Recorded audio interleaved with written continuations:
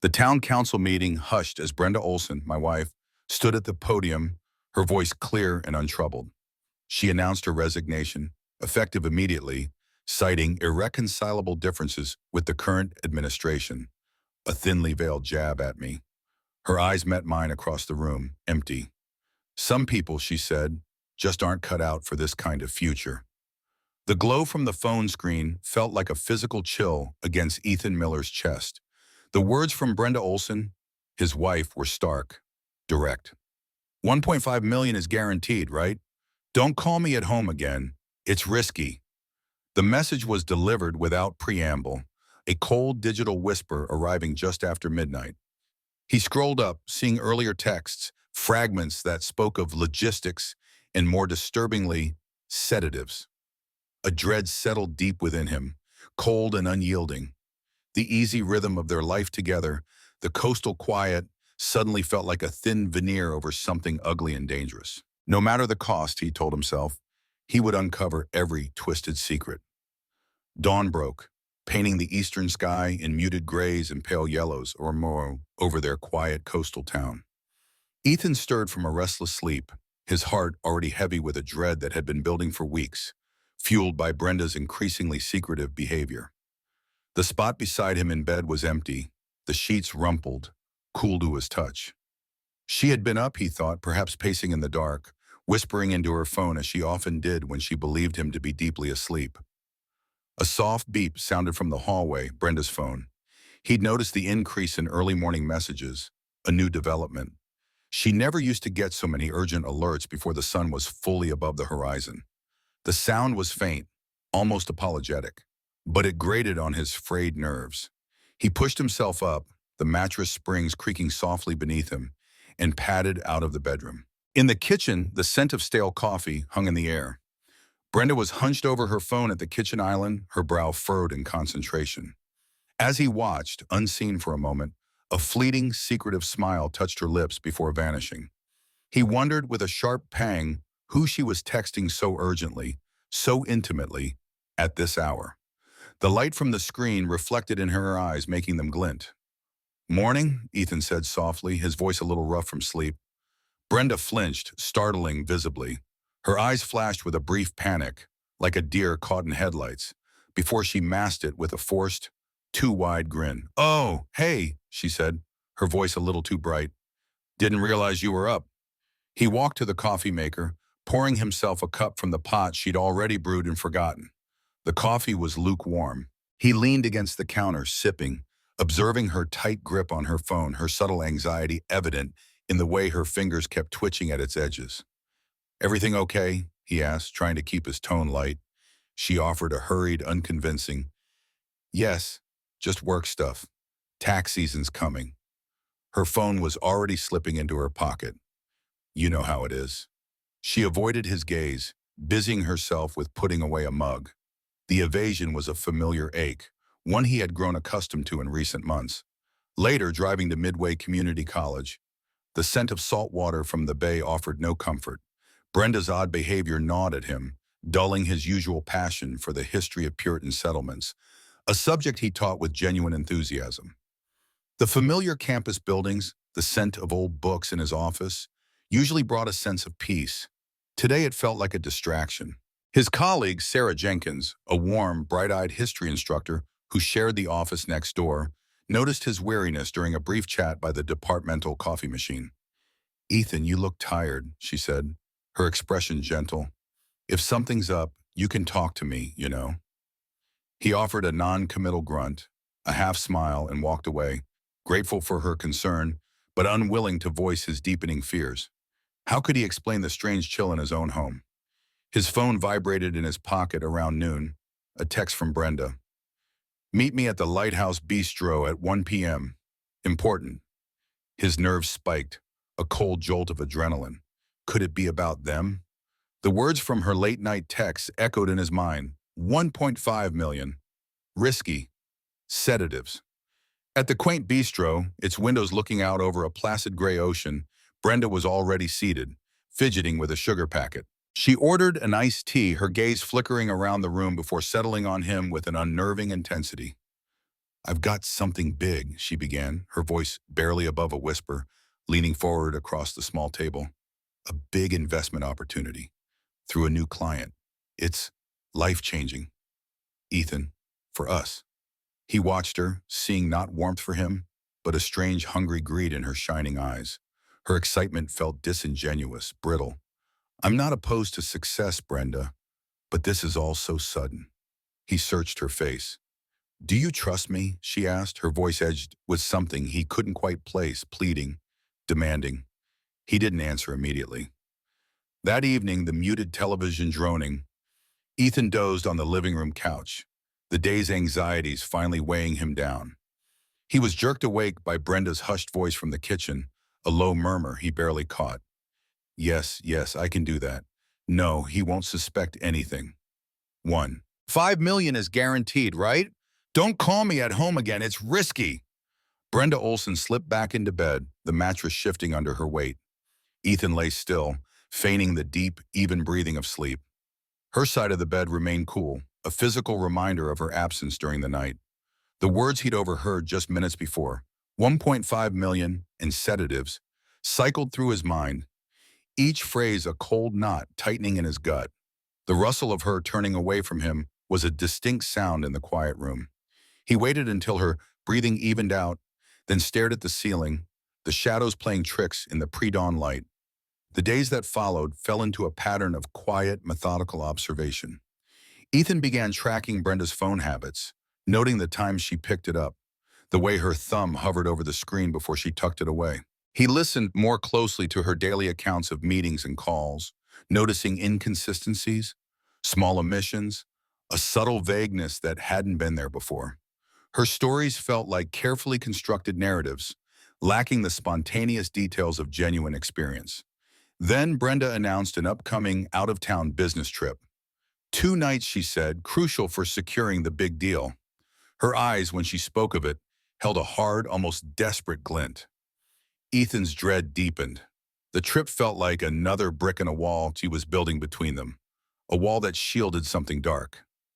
During a lunch break in the faculty lounge, Ethan found himself talking to Sarah Jenkins again. He kept his concerns vague, speaking of marital strain, of Brenda's work becoming increasingly secretive. "It just feels off, Sarah," he admitted, stirring his lukewarm tea. "Like there's a part of her I don't recognize anymore."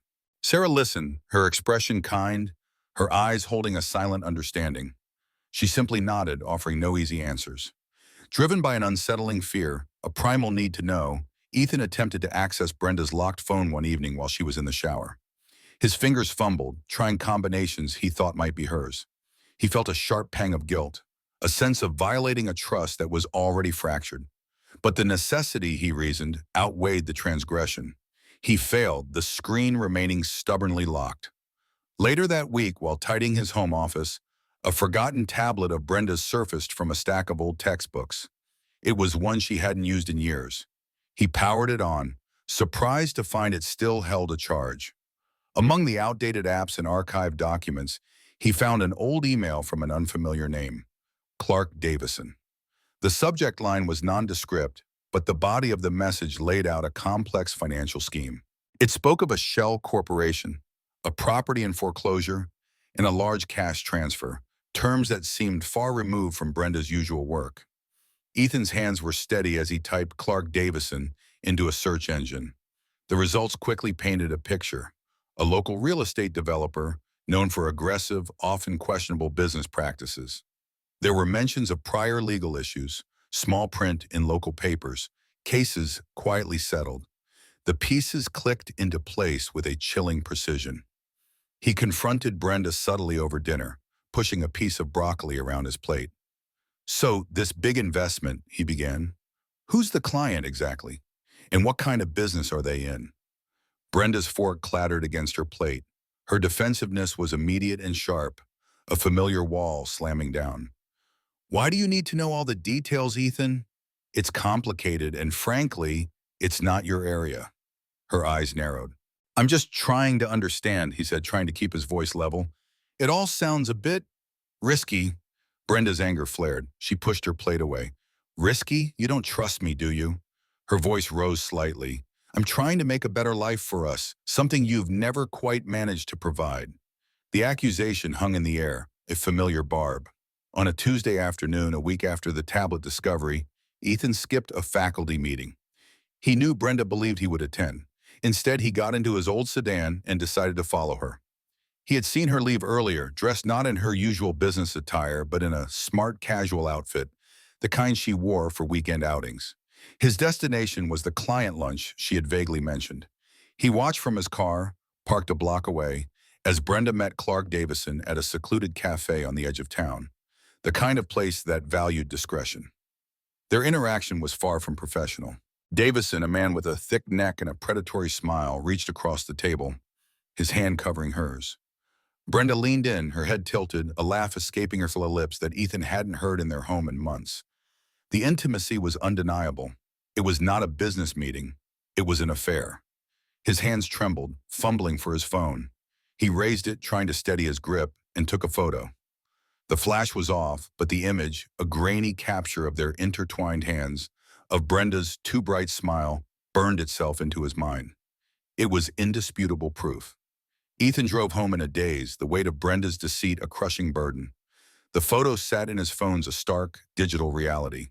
He replayed the overheard conversation from the other night, the one about the sedatives and risk.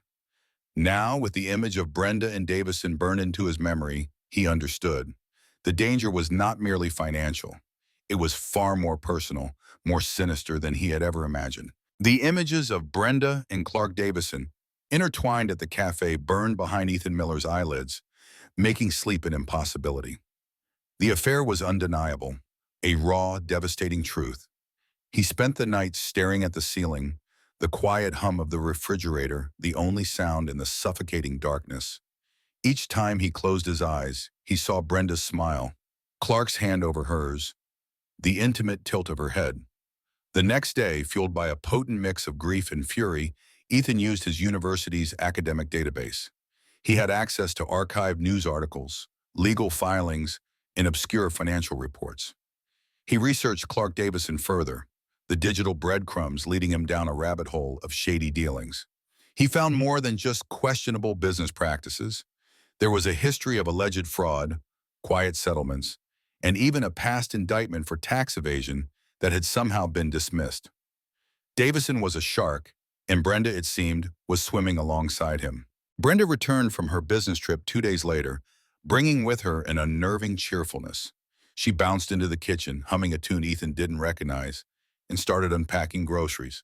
But her eyes, though bright, darted away from his every time their gazes threatened to meet.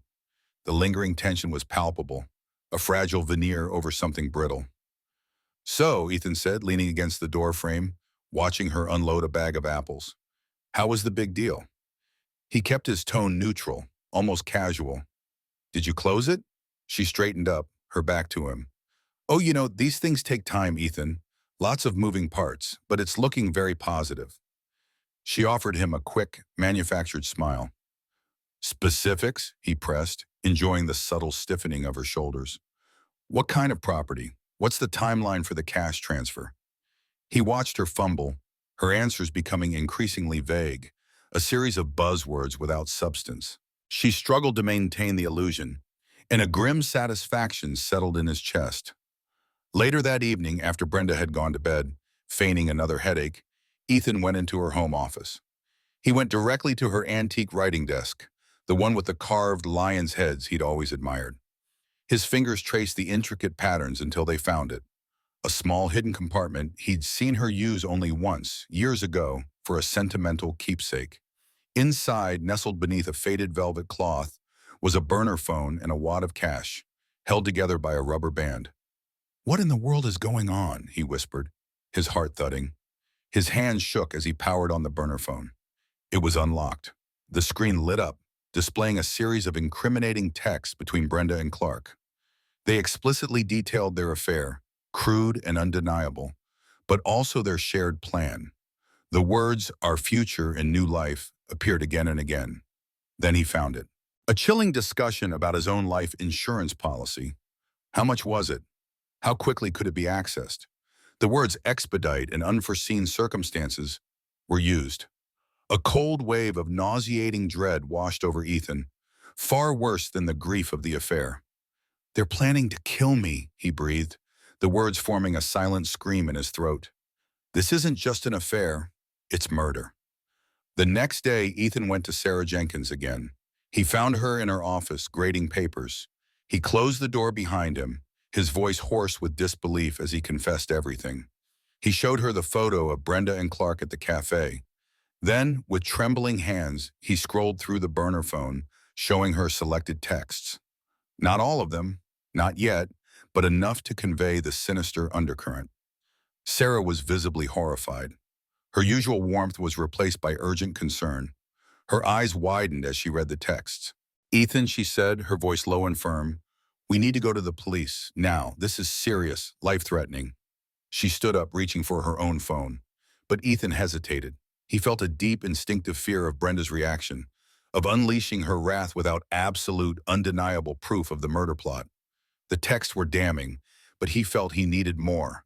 He needed to understand the full scope, the how and when. He needed to be absolutely sure before he involved law enforcement and irrevocably shattered their lives, or what was left of them. That evening, he confronted Brenda indirectly about the affair. "I saw you, Brenda," he said, his voice quiet, "with someone else. At the cafe. Last Tuesday." Her face went tight, instantly closing off. "You're imagining things, Ethan," she denied furiously, her eyes flashing. "You're stressed from work. You're paranoid." She quickly turned his words against him, a practice move. "You're just jealous, always have been. This deal is making me successful, something you can't stand." Ethan pretended to accept her denials, offering a weary sigh, a shrug. "Maybe you're right," he said, letting the words hang there. He played along, needing to buy himself time, but his resolve to uncover the full, brutal truth hardened, turning to ice in his veins. That night, he discreetly contacted a distant relative, Ben Cooper, a lawyer in the next county, to discuss his options and ensure his immediate safety. He kept the conversation vague, speaking of marital disputes and financial irregularities. He needed legal counsel, someone who could guide him without being directly involved in the immediate, dangerous situation. Ben Cooper, my distant relative and a lawyer from the next county, listened patiently on the phone, his voice calm and methodical. He advised me to document everything meticulously. "Every interaction, every detail, Ethan," he'd said, "and prioritize your personal safety, our personal safety above all else. This isn't a game." The gravity in his tone settled deep in my bones. I started. I began recording conversations with Brenda, discreetly. Where recording wasn't legally permissible without consent, I kept a detailed log of our interactions, writing down dates, times, and direct quotes. I copied financial statements, made digital backups of every suspicious text and email I found on the burner phone. The sheer volume of evidence began to pile up, a stark testament to Brenda's deception. It was during this meticulous documentation that I uncovered a hidden bank account. Brenda had been secretly funding it, siphoning substantial amounts from our joint savings over the past several months. The numbers were staggering, a clear indication of a long-term plan, not a spur-of-the-moment indiscretion. Brenda, meanwhile, began subtly pressing me to update my will. We had a standard decades-old document, leaving everything to each other. "You know, with this new investment coming in," she'd remark casually, "we should really get our affairs in order. Maybe simplify things. Just me as the sole beneficiary, it makes sense, doesn't it?" I feigned thoughtful consideration, nodding slowly, promising to look into it. A chill ran through me each time she brought it up. I also began to notice peculiar, unsettling changes in my daily routine. My medicine cabinet, which I always kept meticulously organized, seemed subtly disturbed. Bottles shifted, caps not quite aligned. My morning coffee, which Brenda often prepared, had a faint, bitter off taste. It was barely perceptible, easily dismissed as a new brand or brewing error, but combined with everything else, it pricked at my subconscious. Following Ben Cooper's grim advice, I secretly collected samples of my coffee and other prepared foods. I bought small, airtight containers and, with a growing sense of urgency, shipped them to a private lab for analysis. The package felt like a ticking bomb. Sarah Jenkins, my colleague, expressed growing alarm for my well-being. Ethan, you look like you haven't slept in weeks, she'd said, her brow furrowed with genuine concern. I mean it. My spare room is always open if you need a safe place, just for a night or two, away from everything. I thanked her, the offer a small comfort in the suffocating paranoia of my home. Then one evening, checking the burner phone again, a terse, threatening message from Clark Davison to Brenda appeared. Finish the talmage or you risk losing everything. I'm not waiting forever. My blood ran cold. The earlier reference to sedatives was no longer a metaphor for control or manipulation. It was a terrifying reality, a direct order to harm me. A profound, aching betrayal washed over me. This wasn't just an affair, a broken marriage. This was a deliberate, cold-blooded plot against my life, orchestrated by the woman I had sworn to love, the woman I shared my bed with. The thought made my stomach clench. I needed a plan. I needed to act. I strategically mentioned a sudden mandatory conference out of town, a faculty retreat that would take me away for 3 days. I spoke of it casually, leaving out details, hoping to make Brenda and Clark think I would be vulnerable, my movements predictable. It was a calculated risk. The next day I installed tiny motion-activated cameras. I hid them in key areas of the home, the kitchen, focused on the coffee maker, and the food prep area, my bedroom near my medicine cabinet, and a general view of the entryway. They were small, easy to conceal, designed for discreet home security. The glowing red indicator light was almost invisible. 2 days later, the lab results returned. My hands shook as I opened the envelope. The report was concise, clinical. Trace amounts of a common sedative, often used as a sleep aid, had been found in my coffee samples. The proof was undeniable. My stomach dropped. It was real. They were really trying to kill me. That evening, I waited until Brenda came home. She walked in humming, just as she had after her business trip. She started to ask about my day, her voice light, practiced. I cut her off. I stood in the living room there, facing her, my voice devoid of emotion, my gaze chillingly steady.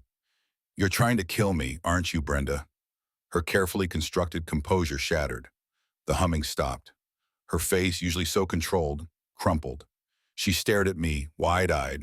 Then a desperate, tearful torrent of denials and claims of misunderstanding poured from her lips. What are you talking about, Ethan? You're imagining things. This is insane. Brenda's carefully constructed composure had shattered, but her tears quickly dried, replaced by a familiar flicker of anger and manipulation. Her denials morphed into accusations. This is your fault, Ethan, she spat, her voice rising. You never understood my ambition. You never earned enough. I was unhappy, always struggling because of you. She twisted the narrative, blaming him for their financial struggles, for her unhappiness, for everything that had led her down this dark path. Ethan, his face a mask of stone, simply stood there. He watched her, a hollow ache in his chest where his heart used to be. When her accusations started to falter, he calmly presented his evidence. He held up the burner phone, scrolling through the damning text with Clark. He laid out the printouts of the hidden bank statements, detailing the siphoned funds. Finally, he placed the lab report on the coffee table, the small scientific document confirming the sedative. Cornered, stripped of all defenses, Brenda finally broke down. She sank onto the couch, sobbing, her confession a ragged whisper. She admitted to the affair with Clark, to the financial scheme, to using the Shell Corporation, but she still minimized the intent to murder. It wasn't like that, not really, she wailed. Clark just said to make you calmer, so you wouldn't be suspicious. Not to hurt you, not truly. She pointed the finger at Clark Davison, her voice thick with self-pity. She portrayed him as the manipulative mastermind, a predator who had preyed on her ambition and financial anxieties, promising a better life she felt Ethan couldn't provide. She was a victim, she insisted, not a willing participant. A profound emptiness settled over Ethan. The woman before him, weeping and blaming, was a complete stranger. The person he had loved, the woman he had built a life with, was long gone, replaced by this desperate, deceitful creature. How could you, Brenda? He asked, his voice flat, devoid of emotion. The question hung in the air, unanswered, unanswerable. He informed her, his voice steady, that he had already briefed his lawyer, Ben Cooper. He was actively working with law enforcement to protect himself and expose Clark. He watched as her panic escalated, the reality of the dire legal consequences, the stark image of prison slowly dawning on her. Just then, the burner phone, still lying on the coffee table, buzzed. It was Clark Davison. His agitated voice, tinny and aggressive, carried clearly through the speaker. He was furious at Brenda's silence, demanding an update on the progress. Ethan overheard the chilling, impatient tone. Ethan looked at Brenda, then back at the phone. He presented her with an ultimatum, his voice firm. You have two choices, Brenda. You cooperate fully with the authorities to expose Clark, tell them everything, or you face the full brunt of the charges alone. Your decision. She struggled, torn. Her eyes darted between the burner phone and Ethan, between self-preservation and the incriminating information Clark undoubtedly held against her. The silence in the room stretched, heavy and suffocating. Later that evening, after another phone call with Ben Cooper, a plan began to form. Ben and I strategized with Detective Carlson, a seasoned officer who had been discreetly brought into the loop. We would plan a sting operation with Brenda's reluctant assistance. Brenda, pale and trembling, finally agreed to cooperate. Her cooperation was laced with resentment, though, in a desperate, transparent attempt to mitigate her own culpability, to paint herself as a reluctant participant, not a willing accomplice. She wanted a deal. The local police department was now fully in the loop, working to set up the covert operation. For my immediate safety, and on Ben's strict advice, I temporarily moved out of our house. Sarah Jenkins, true to her word, welcomed me into her spare room. The house, our house, once a home, now felt cold and hollow. It was a monument to our shattered life together, haunted by the deceit that had festered within its walls. It was strange how the same rooms could hold so much love and so much betrayal. You never really know someone, do you? Stick around to the end to see how life's costly choices unfold. The tension in the surveillance van was thick enough to chew. I sat beside Detective Carlson, a stoic veteran officer whose face seemed permanently etched with the weariness of years. We had worked in close, tense collaboration over the past few days, meticulously planning the sting operation against Clark Davison. Every angle, every contingency had been considered. Brenda, wearing a wire, had received detailed instructions to arrange a meeting with Clark. The cover story was that she wanted to discuss the next steps of their plan. She was visibly on edge, her usual manipulative facade replaced by genuine fear for her own skin. Every gesture, every slight tremble of her hand as she held the disposable coffee cup betrayed her terror. Clark Davison arrived at the agreed-upon cafe, a place ironically similar to the one where I'd first witnessed their affair. He radiated an arrogant confidence, oblivious to the plainclothes officers casually positioned at various tables. The discreet van parked across the street. He carried himself like a man on the cusp of finalizing a profitable scheme, a smirk playing on his lips as he greeted Brenda. During the tense meeting, Brenda struggled. Her voice was too quiet, her questions too indirect. She tried, haltingly, to elicit a full confession from a cautious Clark, who spoke in veiled threats and half-truths, always skirting around explicit details. He was smarter than she gave him credit for. "Come on, Brenda," I muttered, watching the live feed from the hidden cameras. "Push him. Just say it, you snake. Lay it all out." A surge of frustration and anger coursed through me. My life hung in the balance, and she was hesitating, still trying to protect herself. Frustrated by Brenda's hesitation, by her perceived foot-dragging, Clark's patience wore thin. He leaned across the small table, his voice dropping, but his tone hardening. "Are you going to mess this up, Brenda? Or is Ethan going to be gone by next week?" He emphasized gone, a sharp, chilling undertone that left no room for ambiguity.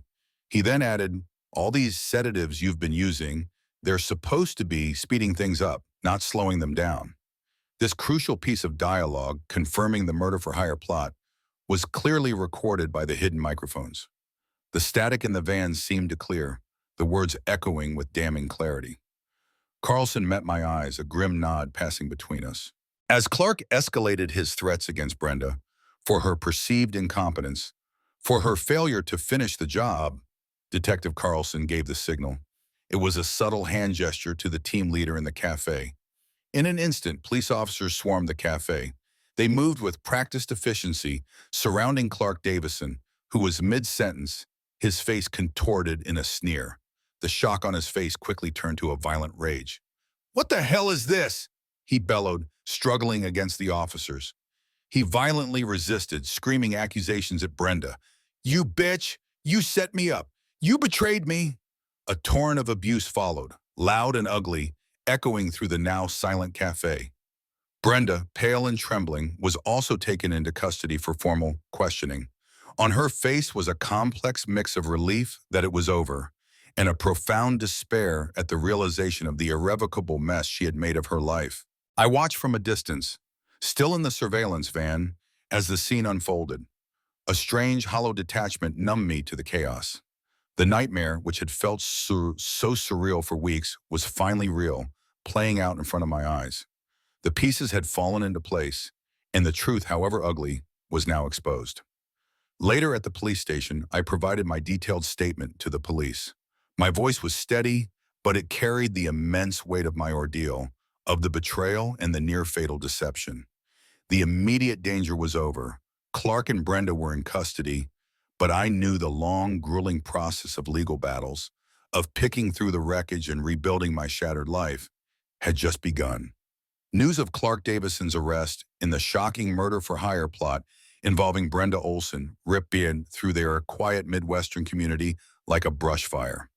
It became the primary topic of local gossip, whispered over coffee and diners and debated in supermarket aisles. The scandal unfolding in their seemingly tranquil town was sensational, grotesque. Ethan unwillingly became a public figure, the victim of a betrayal that felt ripped from a true crime novel. He drew both genuine sympathy and intrusive curiosity. Strangers would offer pitying glances, while others, bolder, would approach him with questions veiled as concern. The weight of their gaze, their speculations, was another burden to carry. The threats started subtly, anonymous notes tucked under his windshield wiper, unsettling emails with cryptic warnings, even a few hushed hang-up phone calls.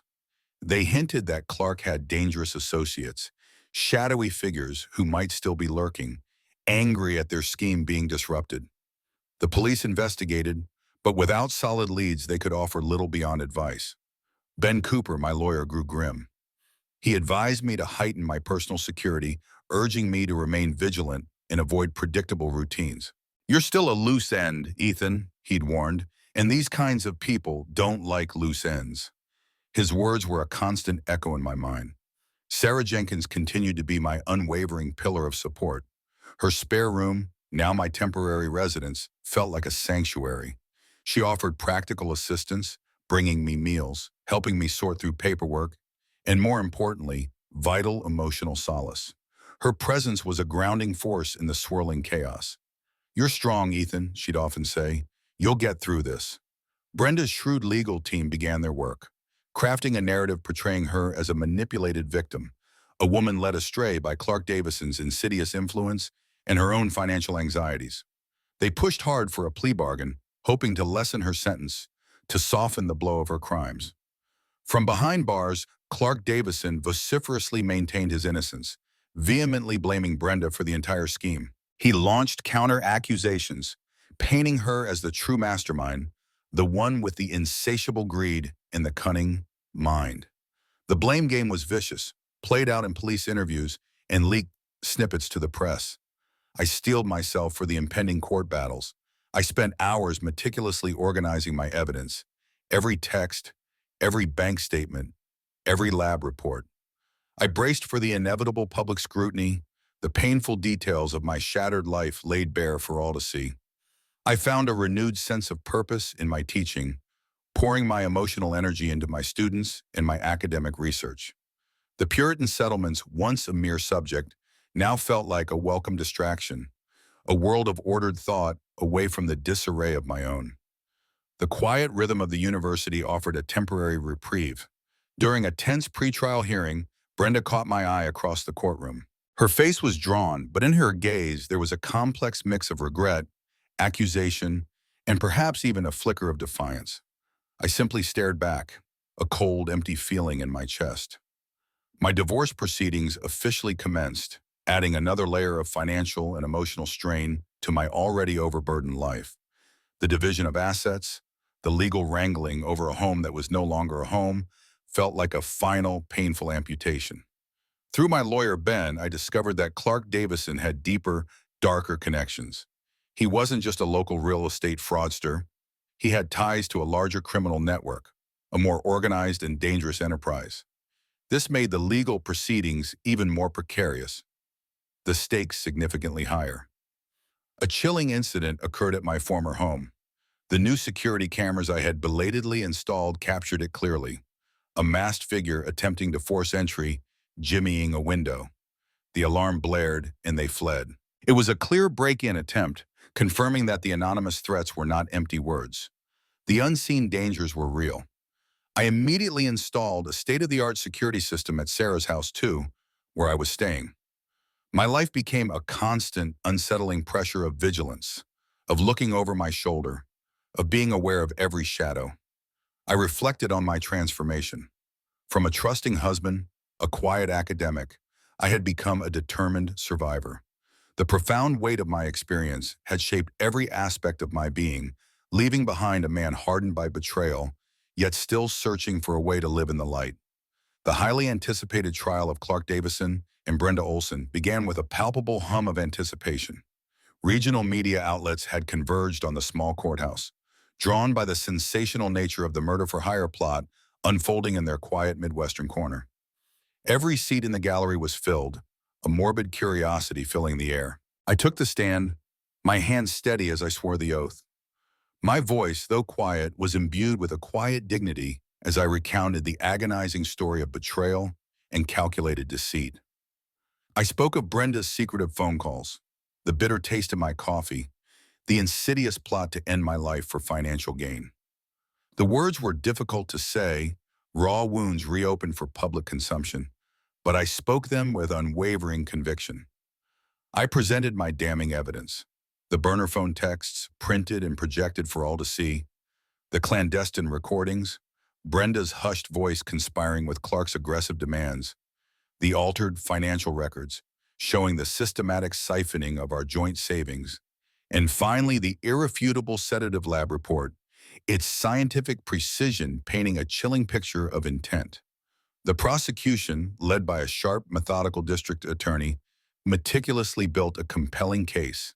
They emphasized Clark's predatory manipulation, his history of fraud, but they also highlighted Brenda's willing, active participation in the scheme, her conscious choices, her pervasive greed.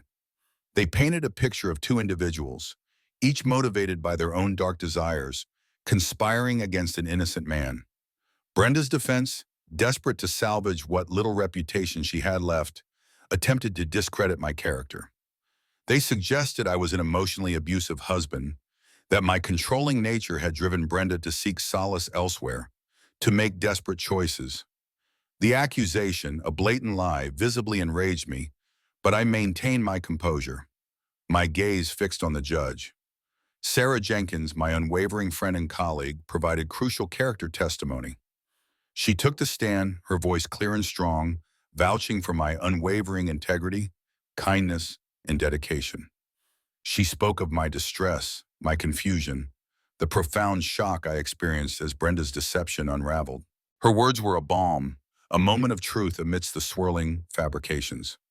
Brenda, a pale shadow of her former self, reluctantly took the stand. Her usual assertiveness had vanished, replaced by a defeated posture. She delivered a tearful, partial confession, careful to omit the most damning details, sticking to her narrative of being a victim. She further implicated Clark, blaming him for coercing her, but desperately attempted to downplay her own malicious intent, painting herself as a pawn in his larger game. The cross-examination by the prosecution was brutal and relentless. The district attorney systematically exposed the numerous inconsistencies in Brenda's testimony, highlighting her pervasive greed, her clear agency in the scheme. Each question chipped away at her facade of victimhood, revealing the calculating mind beneath. She withered under the onslaught, her carefully crafted lies unraveling. After impassioned, closing arguments from both sides, The jury retired to deliberate. The tension in the courtroom became almost suffocating.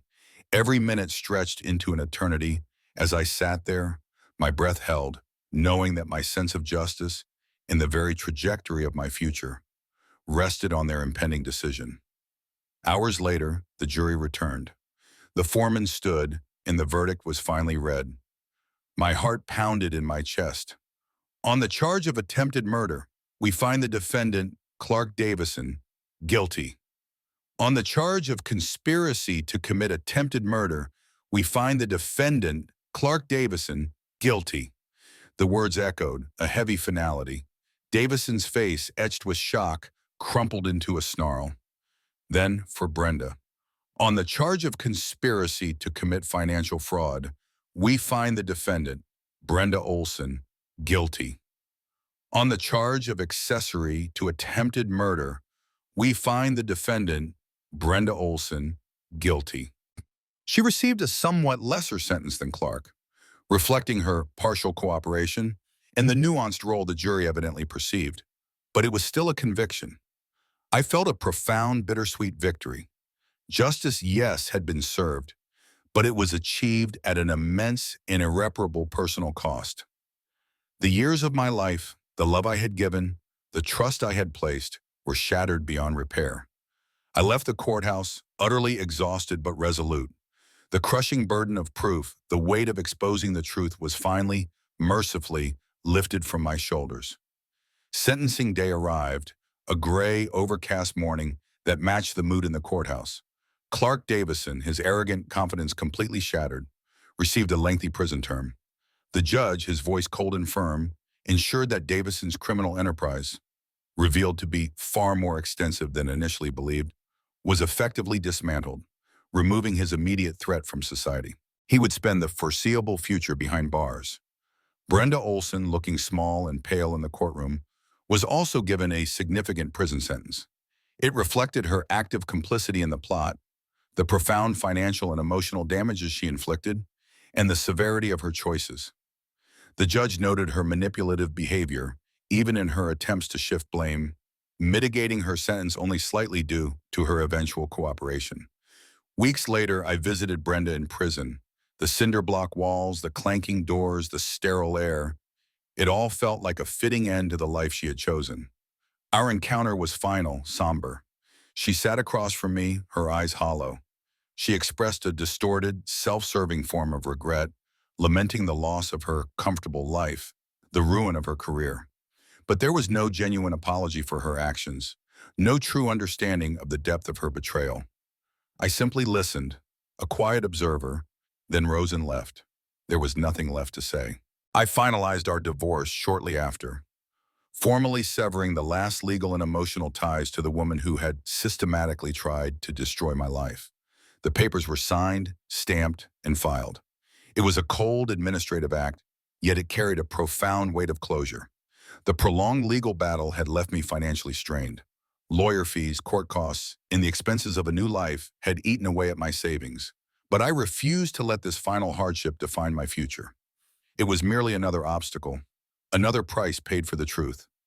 Sarah Jenkins, ever the loyal friend, helped me find a smaller, cozier apartment in a new part of town. It was modest, with a view of a quiet park, away from the ghost of my former life. We painted the walls a soft blue, unpacked boxes filled with books and memories that didn't sting. It was a fresh start, a clean slate. I sold the house I once shared with Brenda. The for sale sign felt like a victory flag, even if the act itself was symbolic and painful. It was a definitive severing of ties with the past, a forced embrace of a new beginning. I didn't look back as the real estate agent drove away with the keys.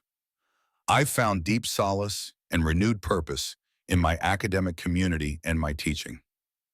I dedicated myself entirely to my students and scholarship, pouring my emotional energy into history, into the intricate stories of human endeavor and folly. The classroom became my sanctuary, the pursuit of knowledge, a healing balm. Slowly, painstakingly, I began the long process of healing. I recognized that while the wounds of betrayal would always scar, they would not break me. I was changed, profoundly so, but not destroyed. The quiet strength I had found in myself was a testament to survival. A year passed, I was building a new, quieter life. I cautiously opened myself to new friendships, to the possibility of future happiness. The memories of the past still surfaced, like old photographs, but they no longer held the power to paralyze me. I occasionally exchanged letters with Ben Cooper, my lawyer, maintaining a friendship born from the most intense crisis of my life.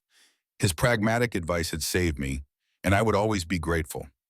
I often reflected on the price paid by everyone involved, the irreversible consequences of choices made in greed and deceit. For Brenda, years in prison. For Clark, a life forfeited. For me, a shattered past, but also a fragile, hard-won future. During a poignant lecture on colonial America, I subtly wove in themes of truth, moral consequence, and resilience, sharing lessons learned not from a textbook, but from my own ordeal. My students, perhaps sensing the deeper resonance, listened with a rare attentiveness. I found myself sitting alone by the ocean one evening, watching the ceaseless waves crash against the shore. The salty air, the endless horizon brought a quiet, profound sense of resilience. An unexpected flicker of hope, small but persistent, ignited within me.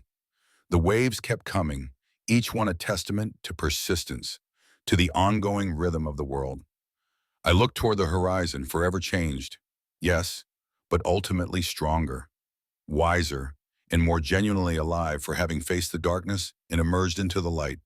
The quiet Midwestern man had paid a steep price, but he had survived, he had learned, and he was ready for whatever came next.